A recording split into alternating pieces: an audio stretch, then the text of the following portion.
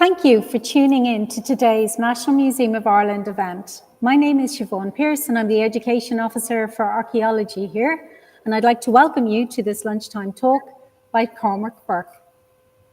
The topic of today's talk is centred around reinterpreting the Shrine of St. Brigid's Shoe and is part of the Brigid Dublin City Celebrating Women's Festival and a series of events across the museum sites to mark St. Brigid's Day on the 1st of February.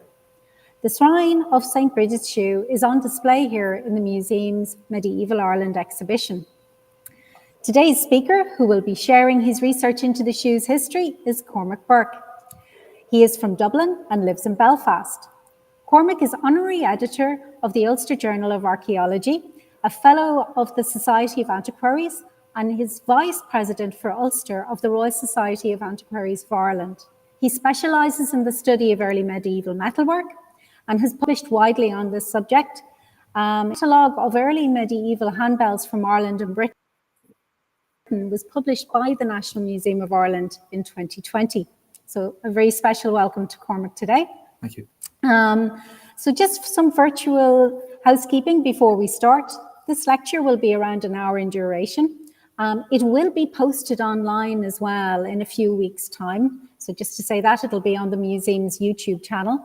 Questions can be posted. If you have a YouTube account, you can put them into the chat function, and we hope to get a chance to answer some of those at the end of the talk. So without further ado, we will just start today's lecture. Hello, and I'm delighted to be able to offer this talk from the National Museum of Ireland, and my subject is one of the lesser known treasures of the museum. It's something that's come to be called the Shrine of St. Brigid's Shoe. It's not a name I'll necessarily be using. I'll refer to just St. Brigid's Shoe. And what I'm offering is a reinterpretation here today. This is not something entirely new. I've aired this in a few talks in a few places. It's something that I hope will be in print soon. But the reinterpretation all hinges on one simple observation, which as well to get out of the way, which is that we can now date the shoe conclusively to the beginning of the 18th century, to the year 1710. To be exact, because that's what's written on it, and it's a date that has been misinterpreted in the past as 1410, and I'll come back to all that. Now 1410, a long time ago, and I'm sure you'll agree that 1710 is a long time ago as well, but 1710 takes us well away from the Middle Ages, and it takes us into a world that's actually relatively familiar to us. I should, of course, be showing you an image of the subject in clearer light. This is St. Brigid's Shoe. But my point about 1710 being perhaps a little bit more recent than we might imagine, we just need to go not far from this building, and we'll find the Mansion House in Dublin, familiar to all Dubliners and visitors, I'm sure, but originally built as a private house by Joshua Dawson, who came down from County Derry, built this house for his own use in 1710. So the Mansion House and Brigid's Shoe are the same age. And when Joshua Dawson and his friends were having their housewarming, no doubt they had the best of Dublin silver, and they might well have had something like this. It's a silver wager cup that it was made in Dublin just a couple of years earlier, called a wager cup, the idea being that you would drink from the skirt of this figure, because the skirt is actually a drinking vessel, but you'd also drink from the swivel cup that she's holding, and the idea is that you try not to spill a drop, hence the name wager cup. And I illustrate this too because not only is it contemporary metalwork, but it's also a representation of a female figure, but very different, this wasp-waisted creature, very different from the kind of female figure we'll see engraved on St. Brigid's Shoe in a devotional context. And if Joshua Dawson and his friends, I suppose they were drinking wine or spirits from this cup, but if they ran out of wine or spirits, they might have had recourse to beer. And as luck would have it, just in that same year, 1710, John Smithick began brewing in Kilkenny. That's still a familiar name, though I'm not endorsing any brand. So in other words, when we have these terms of reference, we see that 1710 is a little bit more recent than we might at first imagine. Now, St. Brigid's Shoe, as I'll call it, it's associated with Loughrea in County Galway in the Diocese of Clonfert. and it was acquired by George Petrie sometime before 1845. He refers to it in print in that year, and it was in his collection, came with that collection to the Royal Irish Academy in 1868, and then deposited subsequently with the Academy collection here in the National Museum of Ireland. Petrie is pretty minimalist in what he tells us. He just says that he got the shoe in Loughrea, and that it was popularly known as St. Brigid's slipper. So that's the name he gave it. And he says, no doubt originally encased a real shoe attributed to her. And he went on to interpret an inscription on the shoe, which suggests it was used to swear upon, as one would swear on the Bible, for example. And he read the date on the shoe as 1410. And he's been followed in that by every subsequent commentator in the 19th and right through the 20th centuries, even into the 21st. But as I say, we can now conclusively read the date as 1710. It has attracted a certain amount of comment in the 19th and 20th centuries, scholars largely repeating each other. But it was Crawford in the 1920s, just 100 years ago, who coined the term Shrine of St. Brigid's Shoe. So the name is just as old as that, about a century old.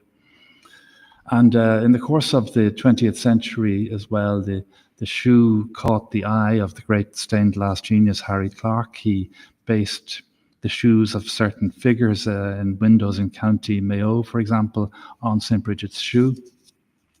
Here's Cong, the Church of St. Mary and the Rosary in Cong.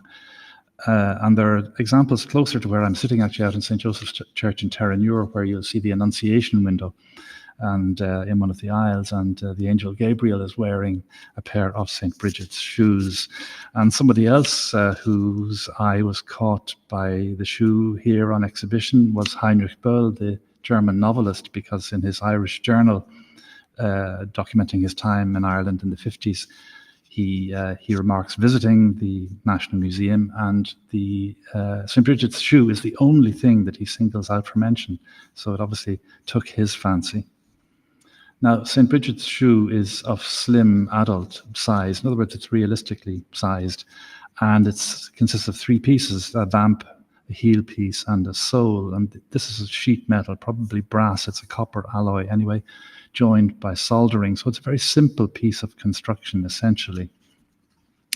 And that this is a right shoe is clear. It's not perhaps clear initially, but once we flip the image and pair the shoe with its own mirror image, we can see that we're dealing with a right shoe. And that was perhaps determined really by the making of the sole consciously, the sole cut to be the sole of a right shoe. And again, the real image and the mirror make that clear. So consciously made as a right shoe, although the emphasis is very slight. We have not got a complete St. Brigid's shoe anymore. We've lost certain stones from the front, which I'll come back to. We've also lost a substantial piece from the side of the heel piece, which is this left-hand area here, and a piece of the vamp, which is this little right-hand notch cutaway here. We can't explain these losses, but we can be pretty certain, we can be entirely certain indeed, that they must predate George Petrie's time. He must have acquired this shoe in a damaged condition, and there's evidence for that, which I'll return to as well. But just to summarize what we're dealing with on the main sort of display surface of the shoe, we have at the top, on the tongue, the differentiated part of the vamp, we have a head of John the Baptist. Below that, we have a big empty oval applique frame for a stone, a glass stone of some kind. Then we have a little titulus, which is the label that goes above the crucified Christ. Then the figure of Christ crucified. Then below that, another remnant of a frame where an applique was attached. And below that again, though you can't really see it in this image, is an engraved skull and crossbones, which are notionally those of Adam. Now, the earliest illustration that we have of the shoe is this, and again, it's only a century old. We have no illustration from the 19th century. So we have this from the 1920s, And we can see that we have the stones conspicuously missing, but we also have longitudinal damage by crushing, so compression damage. And as I say, this must predate George Petrie's acquisition. But whether accident or some form of vandalism, it's not possible to say. We do know of a replica in Boston of the shoe in this condition, which is useful as a record of how it formerly looked. But at any rate, the restoration, the reshaping of the shoe has been entirely successful. That was carried out, I understand, in the 1960s. Now, an inscription naming John the Baptist appears on the tongue, and that's what allows us to identify this as the face, as it were, the severed head of John the Baptist, in other words. And below that, we have a series of inscriptions which are on the two long sides of the shoe, one with incorporating the date and another that names Saint Brigid. And this is the image of Saint Brigid, who has been misunderstood, but I take it that it is Brigid because it's a depiction of a woman and because Saint Brigid is explicitly named in the inscription alongside. Now we can see that the female figure here is standing. She's orientated horizontally on the shoe, but we'll describe her as though standing, wearing a very full-length skirt with a kind of panelled apron and with some kind of zone of ornament across her middle, which I will return to. One hand brought across in front of her body. She seems to be veiled, perhaps wimpled, like as in a nun's habit. And also very conspicuously, her right arm and hand are held out and extended. And what we're seeing here is an arrow-ended line, an arrow effectively pointing at the palm of her hand. It's about to impart a stigma to the palm of her hand. And then when we look at the back of her left hand, we see there's another stigma on the back of that hand. So this is a stigmatic saint or a stigmatist, which is obviously most unusual in the context of representations of Saint Brigid, unique in fact, and yet I think it is Saint Brigid with the attributes of other saints.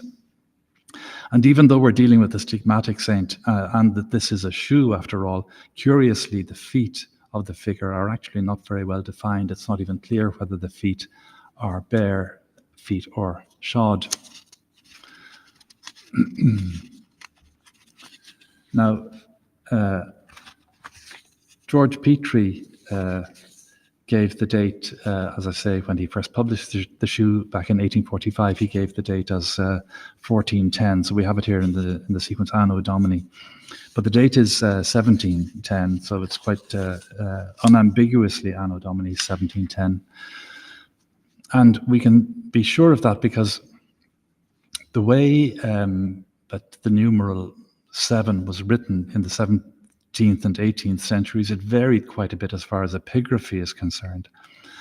And for example here, and this is within the catchment of Loughrea itself, this is Meelick on the Shannon, just not too many miles east of Loughrea, former Franciscan house, now the local Catholic church. This is the Madden Memorial plaque inside the building, and we find an acutely right-angled 7 in the date 1671. But then meanwhile, from not terribly long afterwards, I suppose 50-something years later, we have in the same building, this is the Yelverton Memorial plaque, and here we have an acutely angled pair of 7s in the date 1727. So great variety in how 7s could be represented. But the key witness in the case for reading this as 1710, and the incontrovertible witness comes from the Diocese of Dromore in County Down. This is Garvaghey, and it's an inscription commemorating a man called George Gray, a young man who died at the age of 23. And the spelling is non-standard, but we can read it as here lieth the body of George Gray, who died March the 27th day, 1727. So here we have 3 7s in a row for good measure, and they're all of the same crossed form. So the 27th of March 1727. And because the numerals at Garvaghey can't be read in any other way than this, it follows that St. Brigid's shoe must also be read in the same way, that is, as 1710. Now, the idea that we can read this, it's all very well, but I imagine it was being misinterpreted pretty early on, because this was never a standard form of 7, even at the time. And as we look at the dozens of contemporary chalices from this period, or the so-called penal crosses, they are normally dated, and yet none of the 7s that I've been able to see are of this crossed form. So the type, even in the early 18th century, was hardly standard. We can point, though, to one other example, and this is interesting in its own right. It's the cross out at Brigid by Blessington in County Wicklow that was moved in the context of the Pulafuca reservoir works in the 1930s. But the cross, I take it, was re-erected in the year 1700, and that explains the date on the base that has been misread itself as 1400. But it's there for a reason. It's commemorating a new base, or the re-erection of the monument in that year. So we can then, on this basis, recontextualize the shoe and be confident of its date.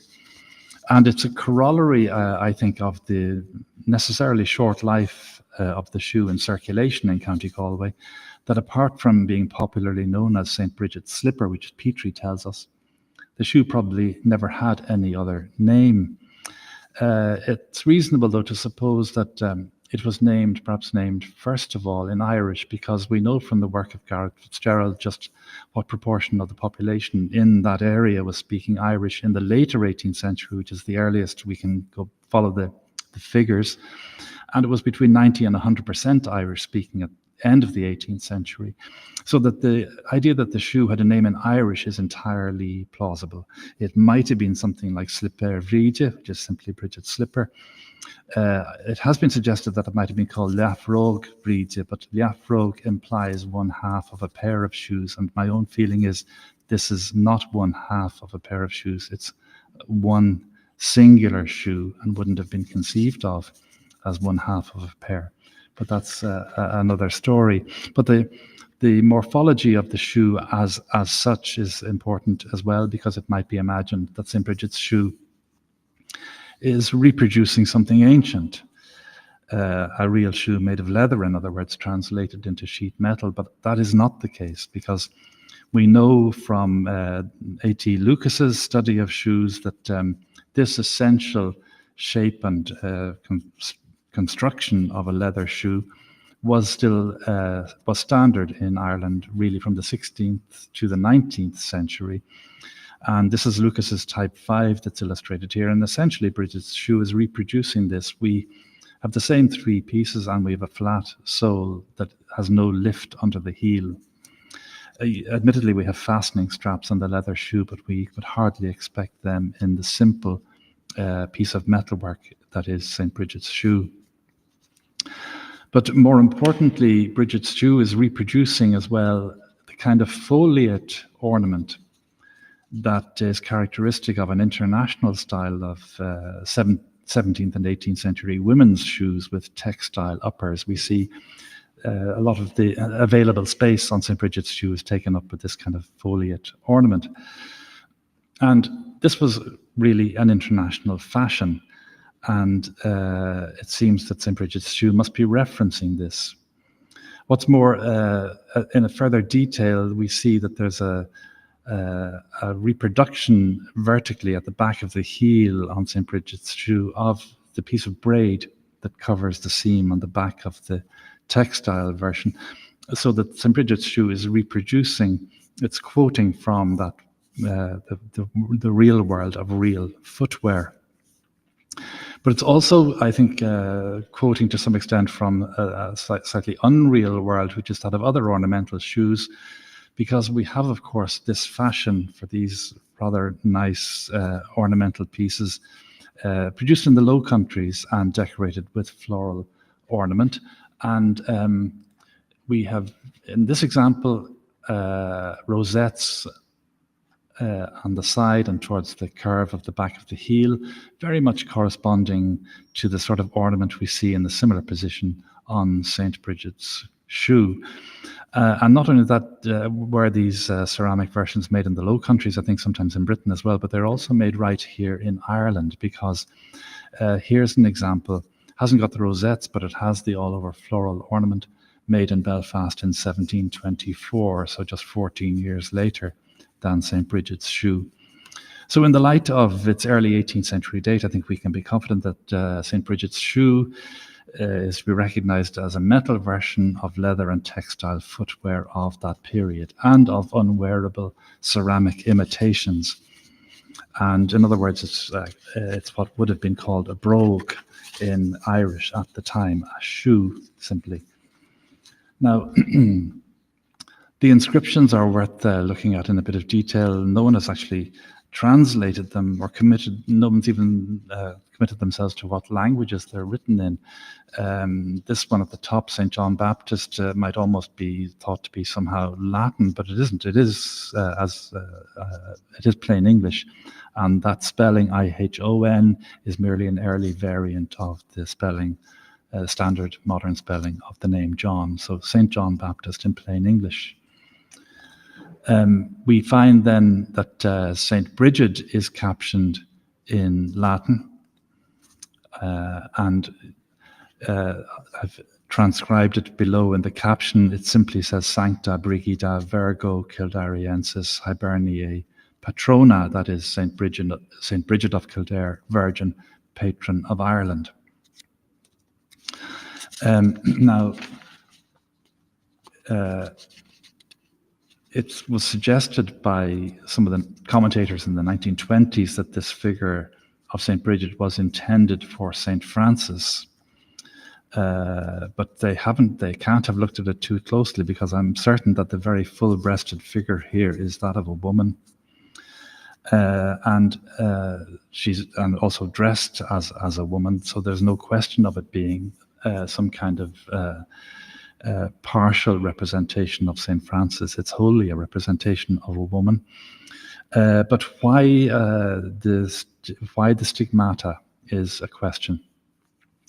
There have been more female than male stigmatists, it must be said, including Catherine of Siena and Lucy of Narni. So there are plenty of possible models for borrowing the attributes of a stigmatist into the representation of St. Brigid.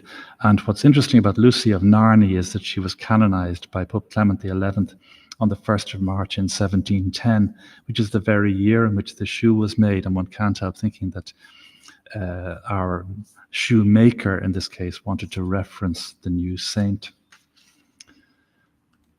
We have as well on the other side of the shoe, we have the longer and slightly more problematical inscription, which says hoc est juramentum naturale, and that's hyphenated between two lines. So we have a curvilinear hyphen, which is breaking the word, which is partly on the upper line and partly on the lower. Juramentum means an oath. So hoc est juramentum naturale, and then we have the Anno Domini 1710, which I've already mentioned, and then we have, in a lower case, more cursive script, we have Loughrea, which is a place name, Loughrea. Now, how to explain hoc est juramentum naturale? This is the natural oath, is how you would translate it. It's still a perplexing thing to refer to a physical shoe as an oath, and yet so it appears, because we can't translate this any other way. Naturalis or naturale here in this case, because it's agreeing with the neuter noun. Naturalis can mean in late medieval sources, as we would say, as in English, what's natural, what's part of the natural order, but it carries in a Christian context this connotation of what God has created and what is unquestionably right, because it's divinely ordained. And indeed, both God and the Pope could sometimes be called naturalis dominus in late medieval sources. So it has a clear implication of truth and propriety. So this is the true oath, seems to be how we must translate this.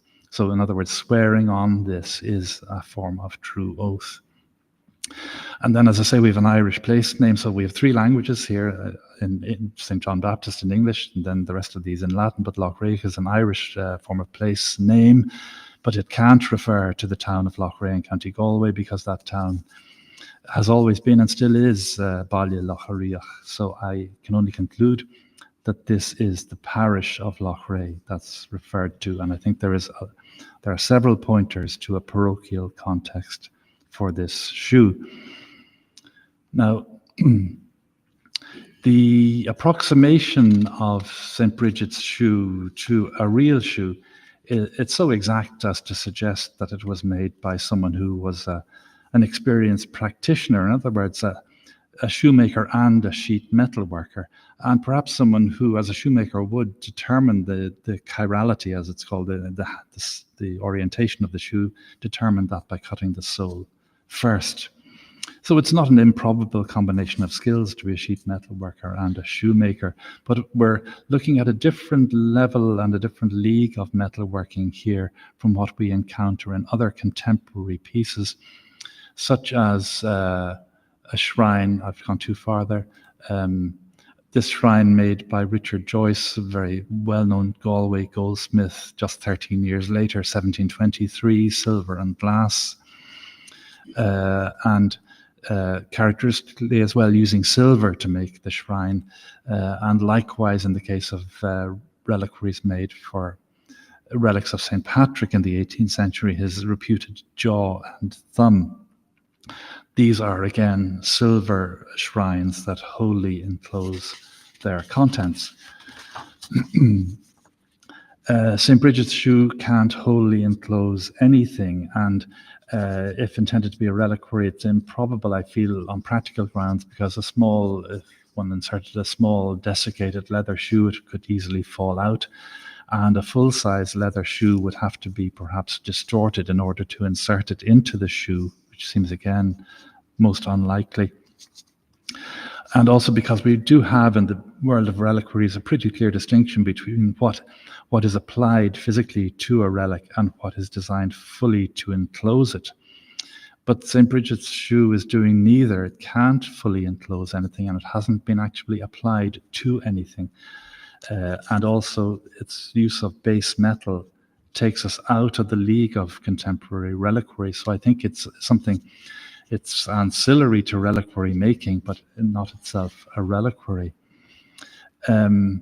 It's been suggested as well, most interestingly, that the shoe might have come from a statue. In other words, that there would have been a pair by definition, and that this is all that survives of a heavily adorned wooden statue. But I'm inclined to rule that out for a few reasons, because if we envisage a pair of these shoes, are we to envisage another shoe with a figure of the crucified Christ and with an applique head of John the Baptist? It seems most unlikely that iconography could be duplicated, and at the same time to envisage the other shoe, the lost pair, being plain seems an unlikely hierarchy of shoes worn by a single statue. Also that the shoe could have been fitted onto a wooden foot is unlikely on practical grounds, because a wooden foot, being rigid, couldn't be introduced into this rigid metal container. So again, I feel that the statue origin is to be ruled out. On the other hand, we can relate St. Brigid's shoe to this very context of fine metalworking I'm describing, because some of its ornament and its iconography does relate to what we see on the contemporary chalices from the west, indeed, from the west of Ireland. And there's clearly an indebtedness, and the chalices as well characteristically carry long inscriptions, and they tend almost always to have dates in Arabic numerals, as does St. Brigid's shoe.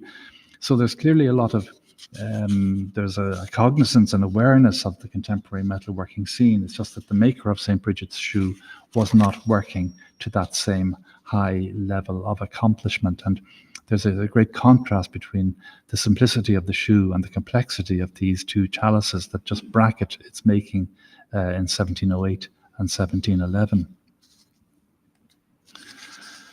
Now, it's essential to the character of the shoe that Brigid is named and that she is depicted. And just to return to this depiction, because where and how did it come about that, how did it come about that Brigid could be represented in such terms?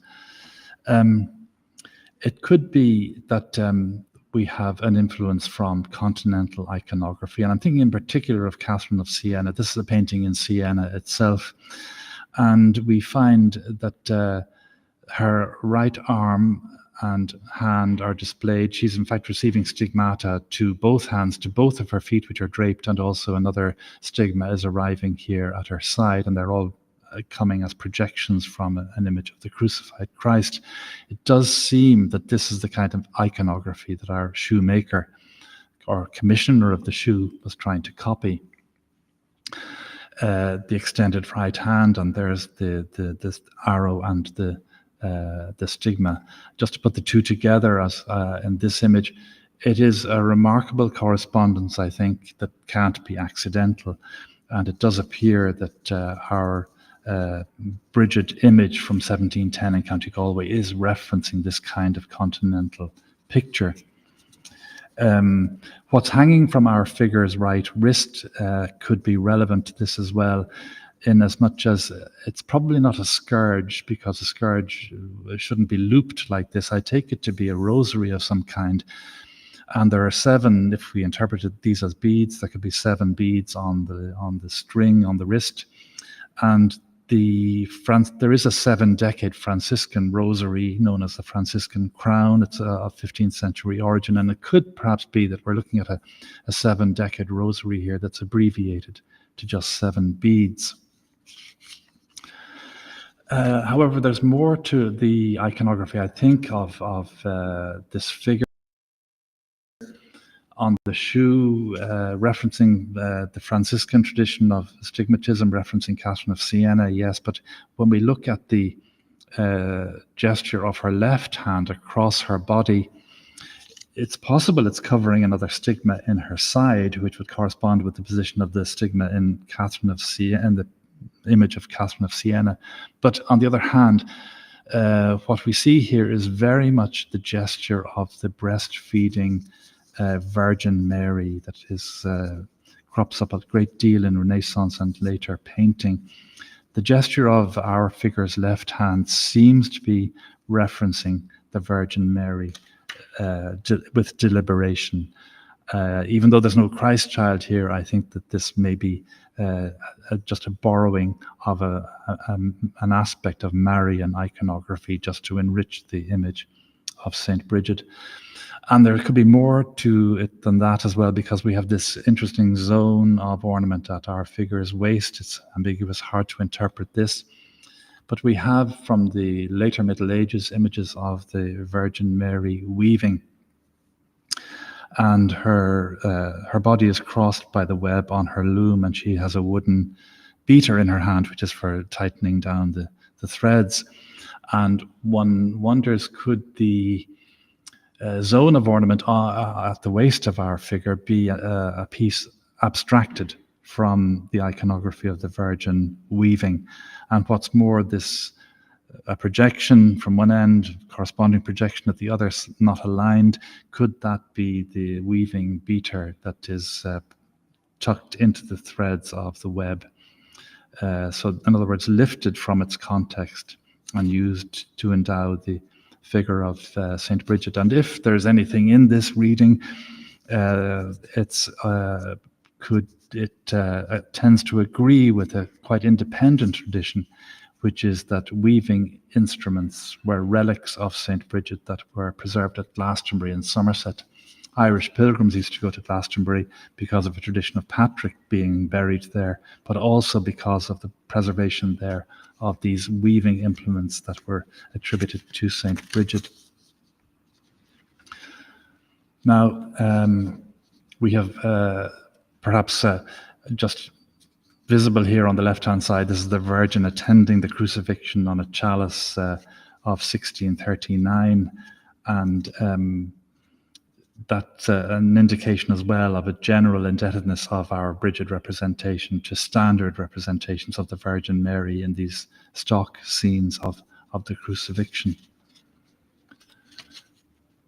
And there's perhaps as well oblique Marian referencing as well on the back of the shoe, because these very elaborate profile flower heads with the long projections, they surely must be intended to be lilies, and lilies from the Renaissance, if not before, were symbols of purity associated in particular with the Virgin Mary.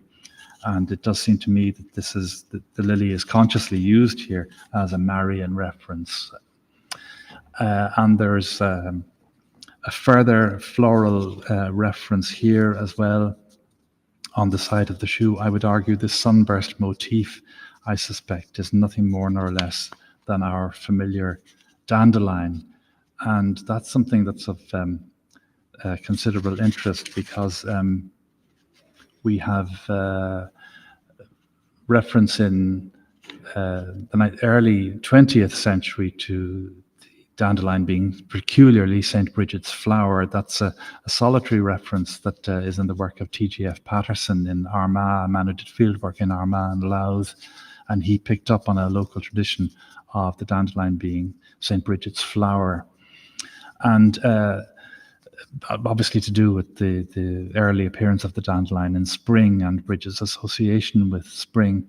And we have, in the Irish language, seems to only know the word casharvan for dandelion. But our cousins in Scotland in Gaelic have Barnan Vride, and that is Brigid's indented flower, and that is the Scottish Gaelic for dandelion. It's obviously of some antiquity, it's obviously pre-Reformation, and what's more, Barnan Vride is a name we have in Irish tradition as well, with reference to one of the bells attributed to St. Brigid. So the association of the flower with St. Brigid is certainly antique as far as the tradition of these islands is concerned, and the mystery is that we can't find it any earlier than the 20th century in Irish tradition, that, as I say, Patterson recorded the tradition in Armagh and Louth. We can, though, I think, be confident that this is the Brigidine emblem here, the dandelion, consciously inscribed on St. Brigid's shoe, this motif here, and that this takes us back and gives us that association of Brigid and the dandelion, which we have in Scottish Gaelic. Here we have it now in iconography in 1710, which is by far the earliest attestation that we have before the 20th century. And interestingly, there's currently a foot project Dandelion. It's a women-led campaign for climate justice. So it's peculiarly appropriate then that the dandelion should be particularly associated with Brigid, associated as she is with the resurgence of nature in spring, and she is, of course, the preeminent woman saint in the Irish calendar. So here we have the dandelion in 1710, as I'm arguing, and we don't find it cropping up pictorially until the early 20th century, when this very charming broadsheet was produced by the Cuala Press in Dublin, in illustration of a little verse by Winifred Letts that begins, "The dandelion lights its spark, lest Brigid find the wayside dark." So, in other words, a tradition of Brigid and the dandelion that's been, as it were, under the surface, and it's implicit in the Gaelic word. But as I say, it's most interesting now to find it attested on St. Brigid's shoe in 1710. So I've mentioned a few of the things that went into the making of the shoe in terms of the iconography of the saints and the Irish metalwork of the 17th century in particular. But there are a couple of key precedents that I think are really not just key, they're critical to the making of Brigid's shoe in 1710. The first of the precedents is provided by a series of paper prints that were produced on the continent. And they showed the measure of the Virgin's foot, and the idea being that you would kiss this image, it's just a piece of paper, and say certain prayers, and that would gain you some such a period of indulgence. And they were, as I say, widely circulated. The earliest illustration is in a publication of 1639, so they seem to be a 17th century phenomenon, but they were in Ireland very quickly.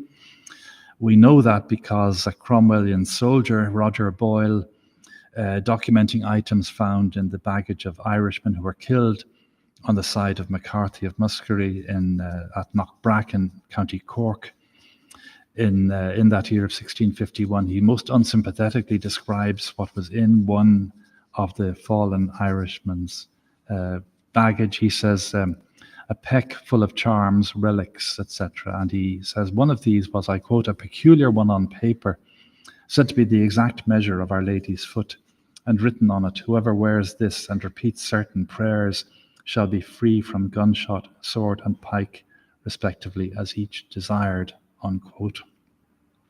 So this poor man obviously carrying this thing for its apotropaic value, which obviously served him poorly.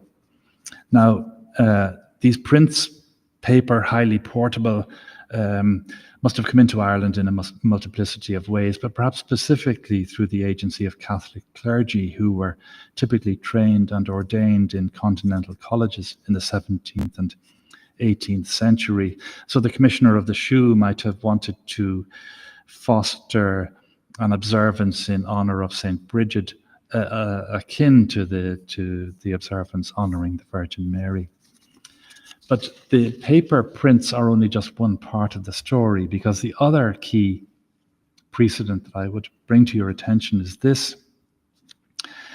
It's the reliquary of the Virgin's shoe preserved at Asti in Piedmont or Piemonte in the north of Italy, which itself references the measure of her foot. This is a small, slightly smaller than St. Brigid's shoe. It's a gilt silver shoe made in 1606, almost certainly made in Spain, but I'm labeling it here Asti because it was made for presentation to the Carmelite community of Asti in that year by the Italian prior general of the Carmelite order. And he had obtained his relic in southern Spain and had the little piece of leather enshrined. Now, this is a general view, and what we're seeing projecting from the end of the shoe, from the heel of the shoe, are two parts. There's a third out of view here. It's a tripod stand that allows the shoe to be stood upright. And there's that's a view turned sideways of the shoe with its stand in place. And the relic is housed under this stone on the sole. But what we have at the right-hand end is another inscription under the heel, and it's Mensura Pedis Sanctissimae Virginis Mariae, which is the measure of the foot of the Most Blessed Virgin Mary. So the shoe is both reliquary and it's also citing the paper prints. It's saying that the measure of the length of this shoe is the true measure of the Virgin Mary's foot. So this is obviously highly relevant to our theme, although we're dealing with a totally different level of metalworking, because the shoe made in 1606 is a piece of, it's the work of a master goldsmith. And obviously great resources went into its making in terms of its raw material as well.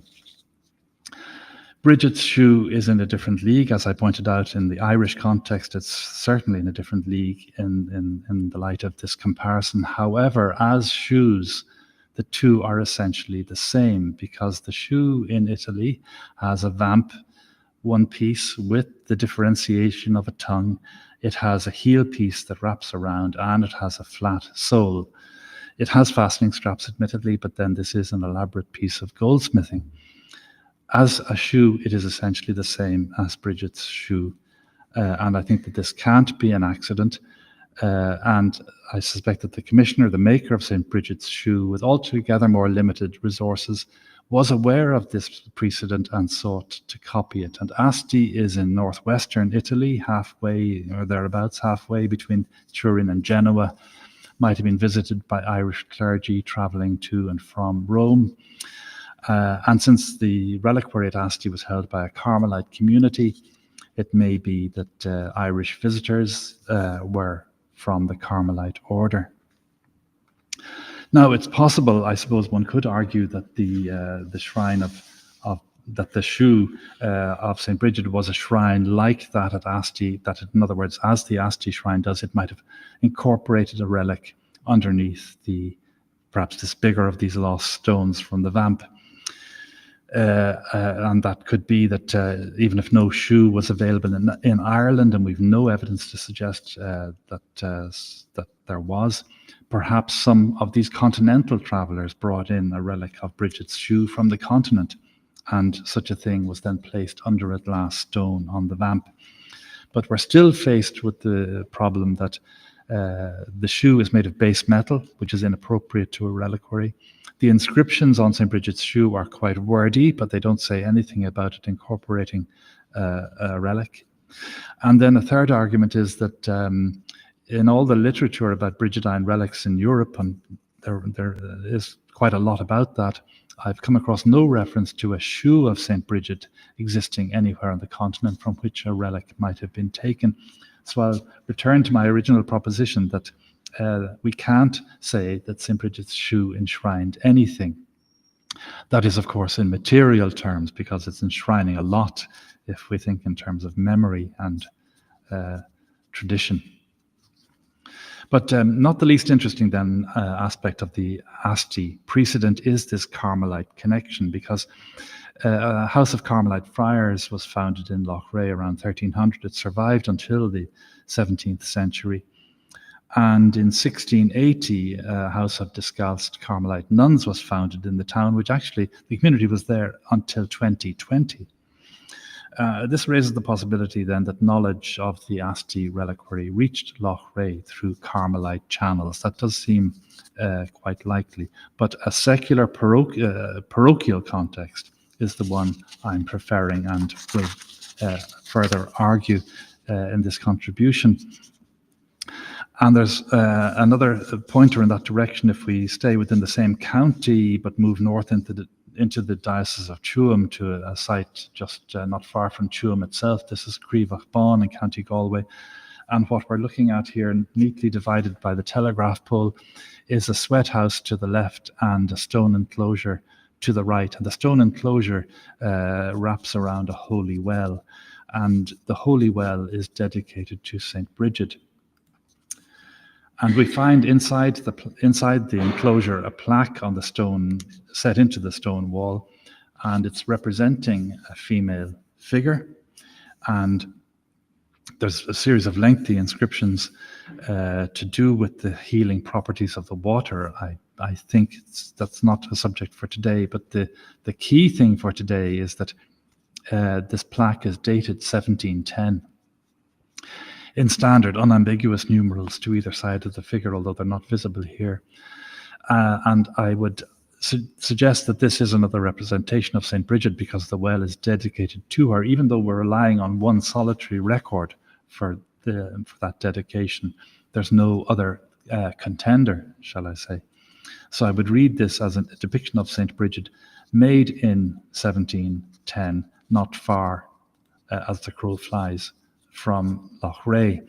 And there's a certain amount in common. We have these very full skirted female figures with the panelled, we can see a panelled apron here. And there's a certain degree of similarity in the thin, sort of attenuated nature of both arms in this case, but veiled as well. And so there's a degree of correspondence. But what's interesting as well, not just the correspondence in the broad correspondence in the imagery and the exact correspondence in the date, but there's interest as well in the fact that we know that the person who commissioned this plaque and the enclosure around the well was the local parish priest, Father Edmund Bourke. And this man, we know, was a commissioner of chalices as well that were given to various religious houses in the West. And it very much points us to the role of parochial clergy in commissioning various kinds of commemoration and various kinds of iconography. And who knows, but that because we're talking about the making of the shoe in 1710, the making of this plaque in 1710, that there might even have been some concerted move here, that that there could have been a primary connection between these two things being commissioned. Now, the parochial context as well is something that is borne out by what George Petrie had to tell us back in 1845, because he doesn't explain the mechanism of his acquisition, but he does say that the shoe was preserved in Loughrea, where there is a small church dedicated to St. Brigid, in which no doubt this relic was preserved. That's what Petrie wrote back in 1845. So he does seem to be more or less implying that the parish church of Brigid, Brigid's garden, basically, which is on the eastern edge of Loughrea, that was where the shoe was kept. And there's a plaque actually on the gates at this site in Loughrea claiming that the shoe was kept there, and I suspect it's entirely right. And across the way we have St. Brigid's Well, just across the road. I'm not sure those fields are still undeveloped. This photograph was a few years ago. But the Holy Well and the former parish church of Brigid, obviously a focus of Brigidine observance and devotion from the Middle Ages. There is an old, so-called Old St. Brigid's Church in Loughrea that is now a funeral home, but this building cannot be as old as St. Brigid's Shoe. It couldn't be as old as 1710. So I think there is every likelihood then that Brigid was the home of St. Brigid's Shoe when it was made.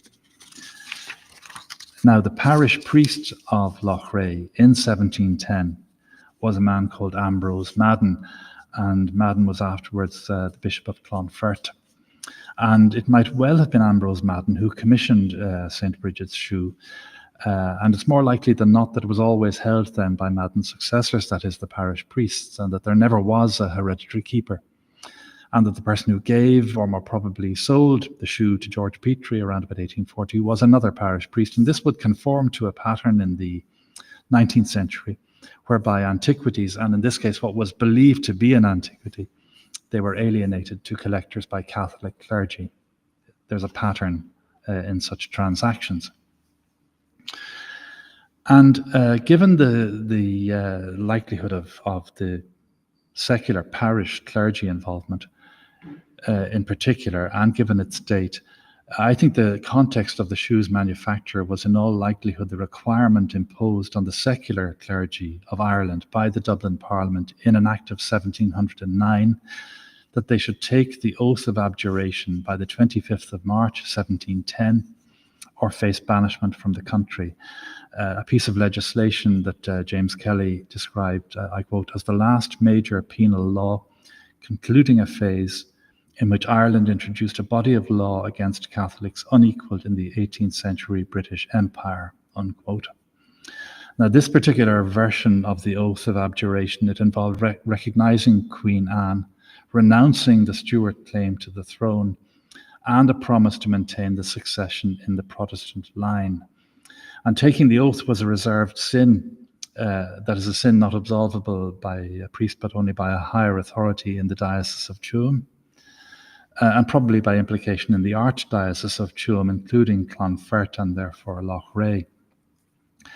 And any church literature in Latin referring to the oath of abjuration calls it juramentum objurationis. So it's that same word, this much sort of hated oath of abjuration, called juramentum objurationis. We're finding the same word, juramentum, on St. Brigid's Shoe, and that it's making direct reference to the oath of abjuration in the very year 1710 seems to me highly likely. In other words, the text on the shoe is a kind of counterblast to the oath of abjuration. And someone, maybe not Father Ambrose Madden himself, but someone like him was its author. And of course, the author omitted his own name for reasons of self-preservation.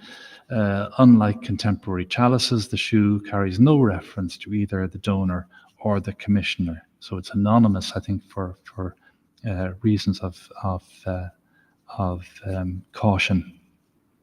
But the commissioner might have wanted to assert that the shoe, token of the local patron saint, was what the people and the clergy of the parish of Loughrea preferred to swear by.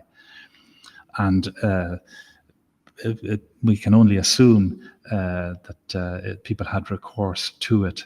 And in swearing by St. Brigid's shoe, for whatever reason, they were consciously, as it were, voting an objection to the oath of abjuration.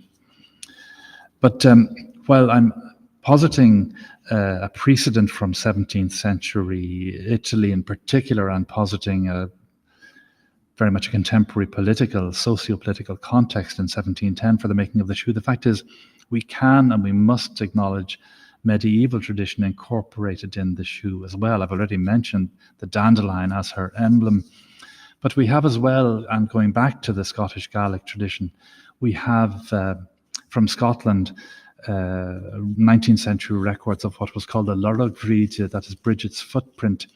And it was believed one could find that footprint in the ashes of the domestic hearth on the morning of St. Brigid's Day. In other words, the saint had passed through in the night. And that same belief, although the name Brigid is not recorded, that same belief is on record from Killadoon in the vicinity of Louisburg in County Mayo from the 1930s schools collection. And then we have the idea of Brigid's place in the tradition of wearing a single shoe, what is called monosandalism in some circles. It's been explored by Seamus O'Cahan, and he links St. Brigid's shoe with this, the idea of one shoe being worn for all kinds of symbolic reasons. And Elizabeth Fitzpatrick has remarked of a single shoe as well, and I quote her words, the single shoe can be an immediate revelatory sign, perhaps given its most obvious expression in Perrault's fairy tale Cinderella. In some instances, it's also used as a symbol of tribute, homage, or subjection. And in the religious context, like a relic, it assumes the potency of a talisman, unquote. And I would agree with all that. But we find as well that there's, in Irish tradition, other saints associated with other shoes. And so there is a background, a highly respectable medieval background to St. Brigid's shoe in that sense. So we have the patron of Kinnity in County Offaly, Finan Cam, a brazen shoe is associated with him in the 12th century notes to the Martyrology of Angus. And then there's a story in his life of him giving a shoe that he himself is wearing to a man who's suffering from some affliction in his foot. So it's as though that shoe of the saint's life, of that story, ends up being enshrined and becomes the brazen shoe of the saint in later tradition. And we also certainly have an enshrined shoe attributed to Dovengart or Donard, who's the patron of Mahara in County Down, who gave his name to Slieve Donard in the Mourns as well. And we find in the 17th century that John Colgan describes the saint's shoe preserved at that time in Mahara. He says it was covered with a precious casing of gold and silver. So if we take Colgan literally, he's describing a shoe that has been encased in gold and silver. And this is particularly interesting because when we look at this tradition on the continent, we find there are plenty of foot-shaped reliquaries in the great treasuries of Europe, but they take the form of bare, unshod feet, whereas enshrined shoes are a different category, and they seem to be pretty well unrecorded. One or two hints, but nothing quite as circumstantially described as what Colgan has given us. And then we have, in this very short list of Irish saints' shoes as well, we have a shoe attributed to Saint Malachy of Armagh. It's now preserved at Chalon-sur-Marne in France, having been brought there from Clairvaux, where Malachy died in 1148. Now, the shoe preserved as a relic of Saint Malachy, it's surely a French manufacture and probably later medieval, but it's the idea, the tradition that matters. And Hilary Davidson, a scholar working in Australia, has recently considered what she calls supernaturally invested shoes. And she recognizes three categories. She talks about sainted shoes and she includes our St. Brigid's shoe in that category. And they are religiously spiritual. She also talks about the transformatively magical, that is, shoes in folk tales, and one remembers, of course, the Wizard of Oz in that context too, and the ritual quotidian, that is, shoes concealed in buildings, typically under a floor, in or near a chimney. And indeed, a case of a finding of a pair of shoes was reported in England just within the last 2 or 3 weeks, incorporated in this way in a building. Now, shoes of the second category that Davidson identifies, that is the transformatively magical, they crop up in Irish tradition as well. So we have visitors from the other world. There's a woman called Begala, and she arrives into the world into the real world wearing 2 rounded sandals of white bronze, according to the Irish text, and they are inset with 2 jewels of precious stone. So completely improbable shoes, but described in this world of the transformatively magical. And then we have in the voyage of Mael Dúin's boat, we have a woman wearing silver shoes. And the glass slipper worn by Cinderella, which was first rendered in print by Charles Perrault in 1698, it's comparable. And Davidson notes about Cinderella's slipper, I quote, "a magical quality about glass congruent with the supernatural fairy tale space," unquote. And indeed, that Cinderella, or Cendrillon in the French original, that she takes her name from the cinders of the hearth, of course, recalls the insular traditions of Brigid's footprint seen in the ashes. And the saint, our St. Brigid, as otherworldly visitor, need not have been barefoot and might well have been imagined to be wearing otherworldly shoes.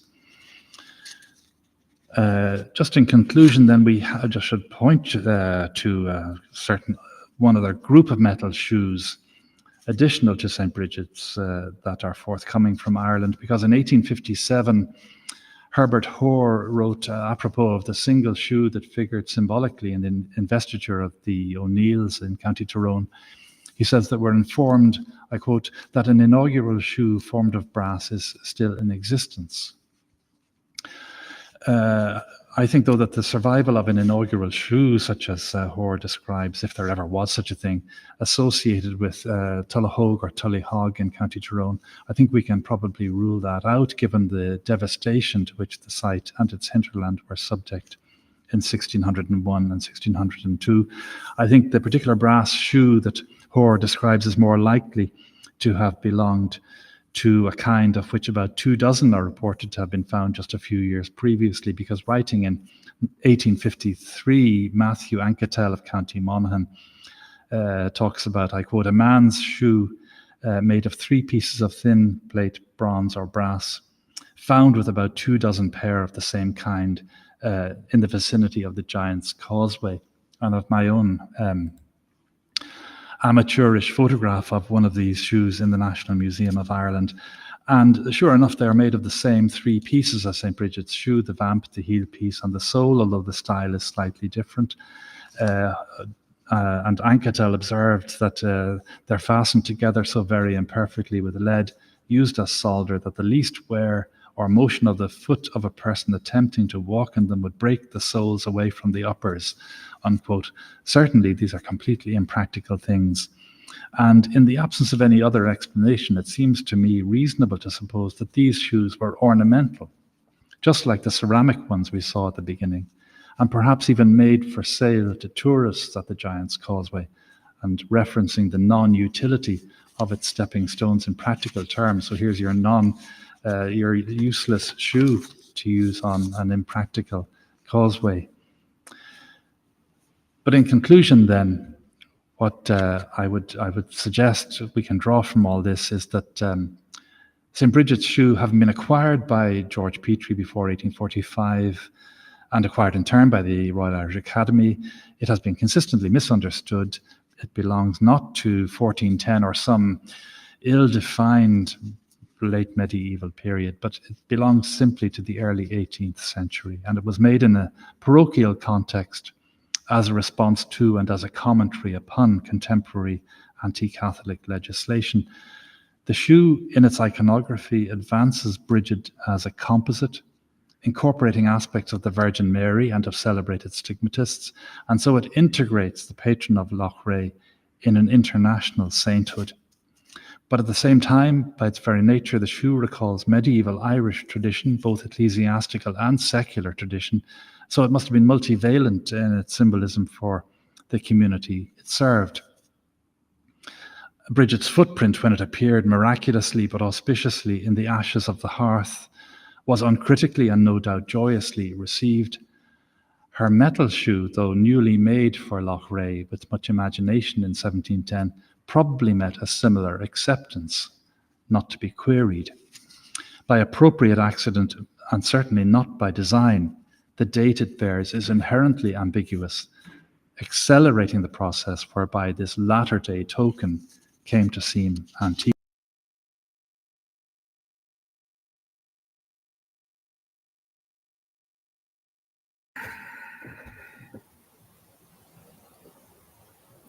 Thank you.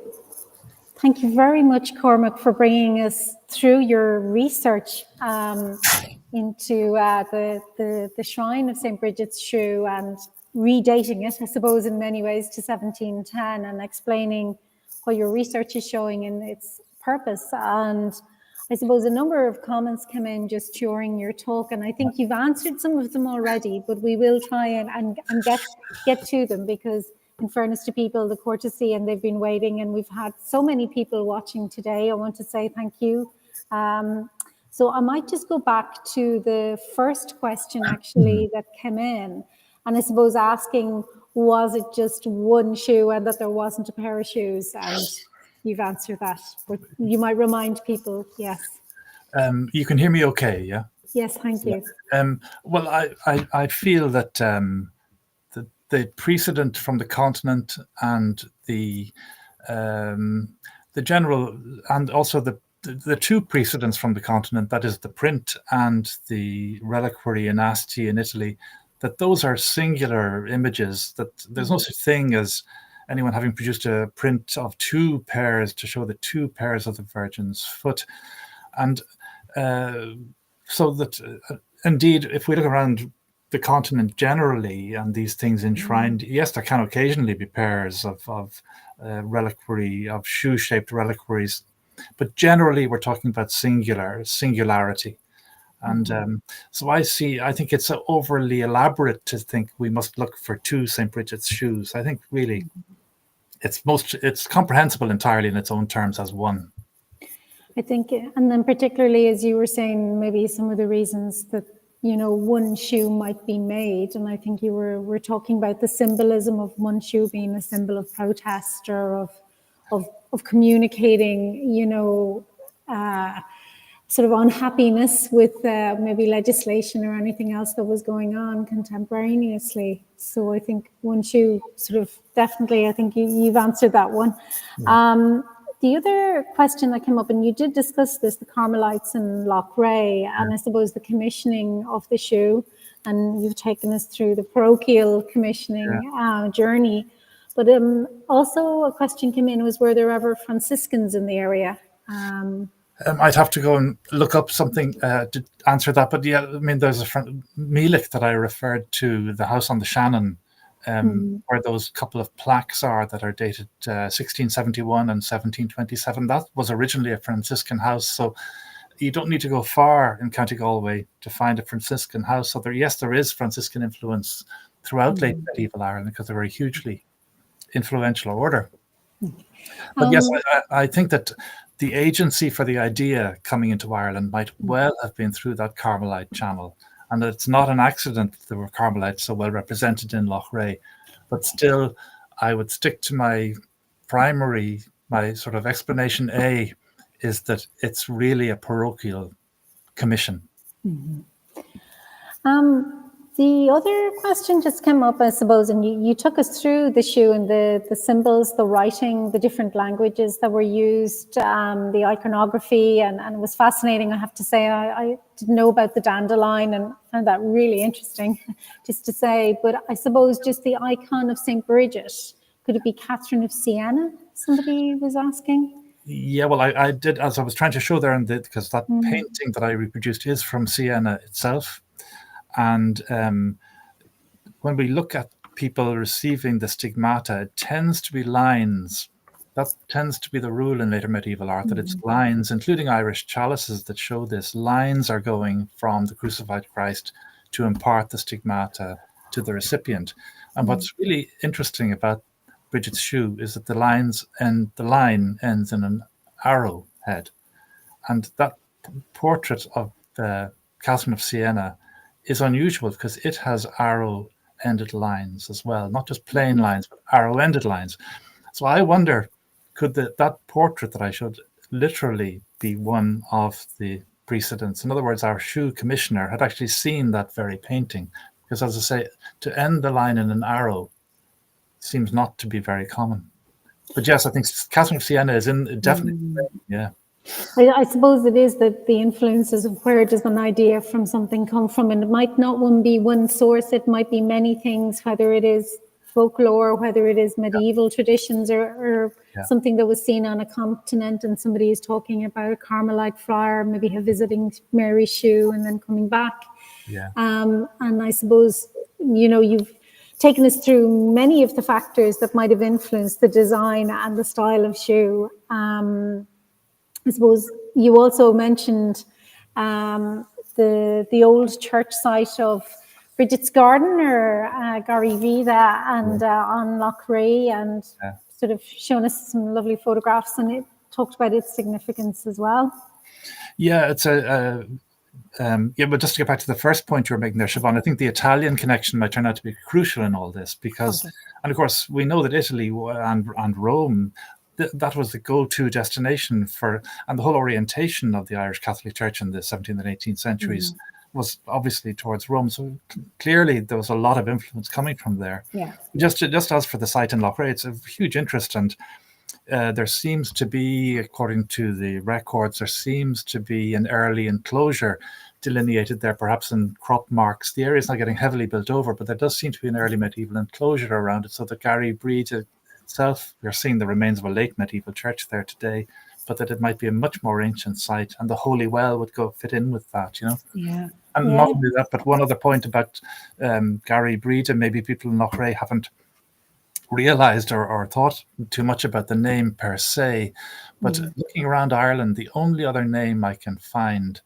the only other place name I can find that couples a saint name with Gary is Gary Owen in Limerick City. I'd be interested to know if there are any more, but certainly Gary Owen and Gary Brigid seem to be the only two. The other question, somebody asked about the hole and the purpose of the hole. There is the hole, and that's, Yeah, and what's more, I think that hole started off its life being circular, and it's been enlarged slightly towards one end, so it's become slightly oval, but I think the original form was circular. So in other words, it's been hung up with a metal ring attaching to it. So perhaps hung on a chain with a metal hung up somewhere to allow it to be perhaps touched or sworn upon. And you could imagine it hanging somewhere, but I suspect not at the Holy Well. Something of that nature, I think, wouldn't be exposed to the elements and left out just in the public realm like that. I imagine it was inside the building. Another question just came in, and just sort of talking about the unusual sevens, the crossed sevens, and it's funny. I mean, like even today, some people still cross their sevens, and some don't, very definitely. But was that maybe deliberate? Well, yes, people have said that to me before, as though somebody was trying to make it look slightly antique. But no, I don't believe that for a second. I think it was spontaneous. And I think probably, if only one could find a few more examples of this, because I think when we learn learn to write, basically, including our numbers, our numerals, we learn at school. I suspect this reflects somebody's schooling. And the idea that we have this in Loughrea, and we have another example in County Down, that's about 130 miles or something. But I sort of feel there must be a pool of people, maybe who all went to the same school or something. Yeah, because then that cross was from Blessington and County Wicklow. So yeah, and absolutely, Siobhan, that was not being obscurantist at Blessington. That was somebody spontaneously writing the date 17. That was just the way they wrote. That's the way they did it. Yeah. Yep. Some really lovely thanks to you, actually, from a Padraig O'Beill and an Alison Connolly. And I mean, thank you also to Emergene and Marina, who also posted comments into us. So I'd like to thank you very, very much, Cormac. That was absolutely fascinating talk. I really enjoyed it. And it seems from our comments that people enjoyed it too.